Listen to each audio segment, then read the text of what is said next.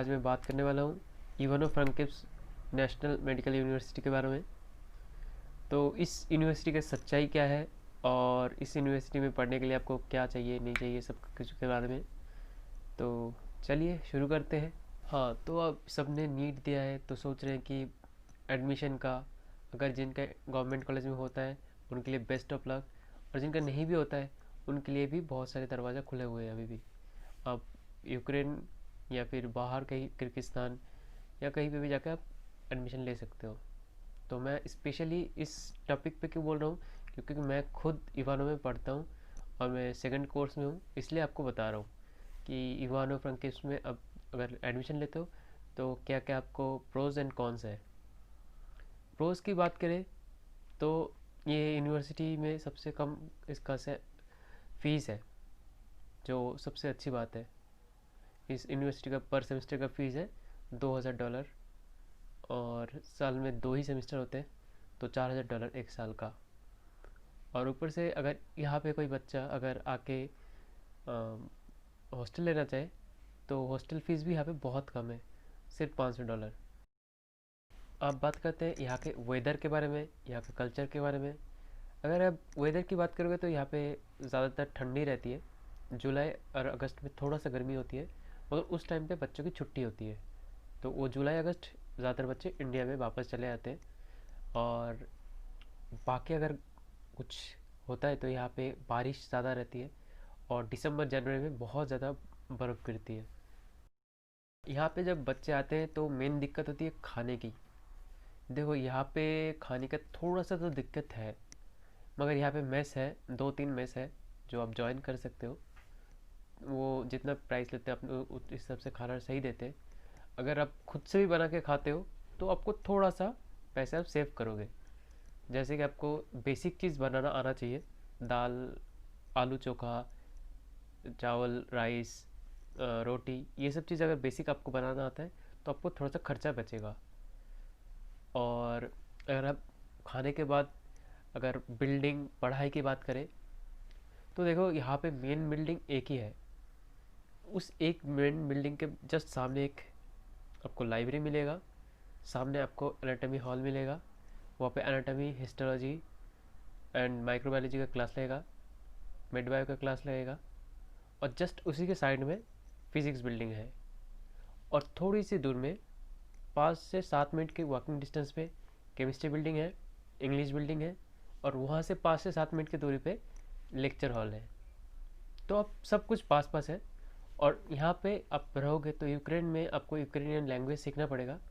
वो language class करने के लिए आपको थोड़ा सा दूर जाना पड़ता है, बस से जाना पड़ता है। बहुत मतलब पास ही है, बस से कुछ 10-15 मिनट में पहुँच जाओगे मेन बिल्डिंग से।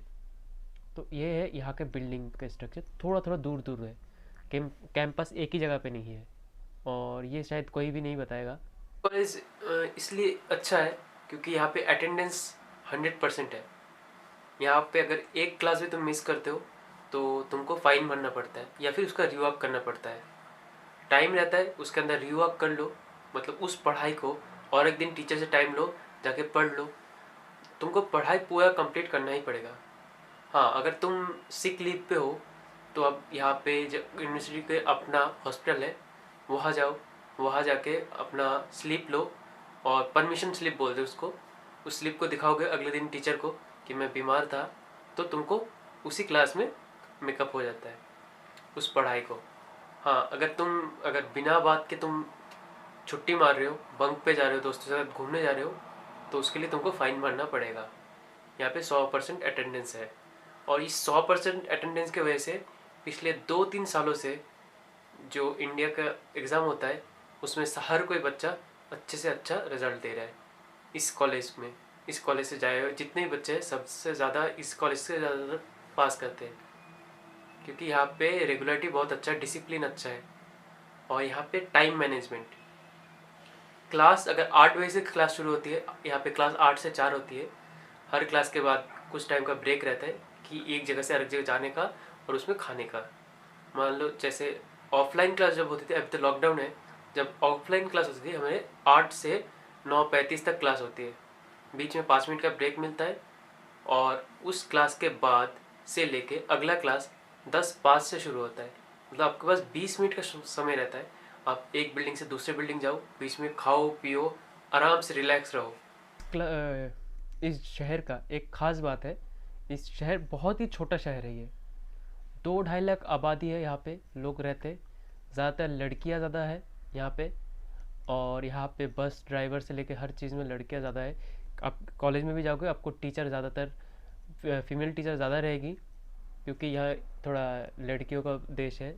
तो और यहाँ पे सबसे ज़्यादा लड़कियों को बहुत ज़्यादा वो रेस्पेक्ट दिया जाता है।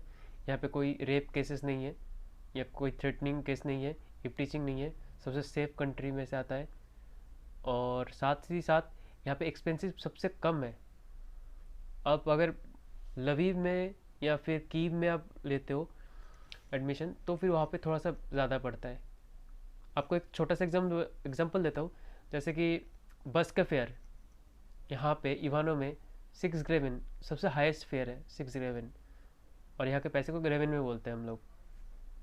और लवीव में या कीव में जाओगे तो वही 7 to 8 ग्रेविन, 9 ग्रेविन वेरी करता है।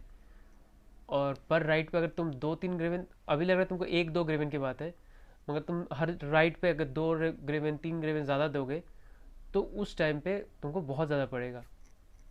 तो उस हिसाब से भी थोड़ा सा कम एक्सपेंसिव है। और खाना अगर तुम बाहर से भी के लाते हो, तो यहाँ पे जैसे खाने का हम लोग खुद से बनाते हैं, तो बहुत सस्ते में बन जाता है खाना। बस तुमको थोड़ा सा आना चाहिए। आप अगर पहली बार आ रहे हो तो इस शहर नया है, तो आपको क्या क्या चीज़ लेके आना है साथ में घर से। ठंड के वेदर के देश है, तो आप ठंड वाली जितने भी थर्मल हो गया, 2 थर्मल लेके आइए। अपना शॉर्ट्स वगैरह सब कुछ लेके आइए, क्योंकि रूम के अंदर, यहाँ पे देखो, यहाँ पे अभी अभी वीडियो बना रहा हूँ, रूम के अंदर कोई गर्मी नहीं है, मगर बाहर हवा चलती है, और उस हवा से ही होती है प्रॉब्लम, दिक्कत है। तो 2 jacket, 2 thermal, full sleeve shirt, half sleeve shirt भी लेके आ सकते हो, क्योंकि एंडिंग टाइम पे मई जून में आ जाता है गर्मी। तो अब अगर लाना है तो ले सकते हो, नहीं तो मत लाना। और जितने भी हो सके तो थोड़ा मोटा मोटा कपड़ा लेके आना। और जितना हो सके, मतलब बुक वगैरह अभी लेके आना, फर्स्ट ईयर में लेके आना, क्योंकि फिर बाद में ऐसा लग जाता है कि साथ में अगले साल जाऊँ या ना जाऊँ, थोड़ा कंफ्यूज रहते हो। तो आपको बुक लेके आना है। यहाँ पे दिवाली पार्टी होती है, तो आप इसके लिए कोई फॉर्मल शर्ट्स या फिर कुछ कुर्ता टाइप के भी ला सकते हो उस दिन पहनने के लिए। साथ में आपका कुकर ज़रूर लाना, क्योंकि यहाँ पे कुकर मिलता नहीं है, पूरे यूक्रेन में कहीं पे कुकर नहीं मिलता है। और कुकर से बहुत जल्दी जल्दी खाना बन जाता है। ये दिक्कत है, हर किसी बच्चों को रहता है, पहली बार पता नहीं रहता है। तो कुकर ज़रूर ले आना। और कुकर के साथ साथ मसाला भी लेके आना, क्योंकि यहाँ पे थोड़ा मसाला एक्सपेंसिव मिलता है। पूरे यूक्रेन में कहीं पे भी जाओ, थोड़ा मसाला एक्सपेंसिव, मेनली हल्दी और लाल मिर्च। मतलब मिर्च का यहाँ पे कोई नामो निशान नहीं है। यहाँ पे लोग मीठा मीठा ज़्यादा खाना पसंद करते हैं, और थोड़ा हेल्दी। यहाँ के लोग फिटनेस फ्रीक है, तो ये लोग उबला उबला चीज़ खाते हैं। तो घर से अपना सब मसाला लेके आना, मसाले वाला डिब्बा भी लेके आना, जिसमें अलग अलग रहता है, होल रहता है उसमें रखने का। और साथ ही साथ आते टाइम वाइट एप्रन लेके आना। आपका पास अगर लैपटॉप है या फिर आईपैड है, लेके आना, क्योंकि यहाँ पे थोड़ा डिजिटली पढ़ाया जाता है। तो फिर ये चीज़ आपको चाहिए होगा, लैपटॉप, वाइट एप्रन। और एक स्टेथोस्कोप ले आना चाहिए सेकेंड ईयर या थर्ड ईयर में, तो लेके आ सकते हो आप। और साथ में कुकर का एक्स्ट्रा रबड़ भी लेके आना। बाकी अगर कुछ पूछना है तो मेरे को इंस्टाग्राम पे मैसेज कर सकते हो, मैं इंस्टाग्राम का नीचे लिंक दे दूँगा।